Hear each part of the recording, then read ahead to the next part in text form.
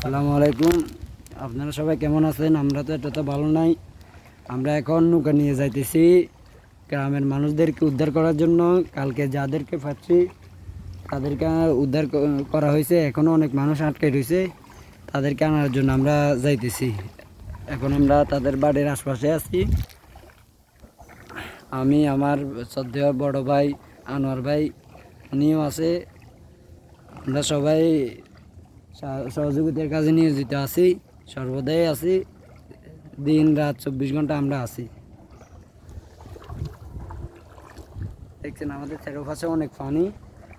এখানে এই জায়গাটায় যদি কেউ ভুলে বেড়ে নামে যায়, আর পানি থেকে উঠি বাঁচিয়ে আসবো কিনা সন্দেহ। যদি সাঁতার পারে তো ভালো, সাঁতার না পারলে সে এখানে ডুবি মারা যাবে। আর আমাদের রাস্তাঘাট কোনটা কি, এই রাস্তা এটা এভাবে বাদ দিয়ে এই সোজা উঠছে, কিন্তু কেউ নতুন তো যে আসে সোজা চলে দিলে শেষ।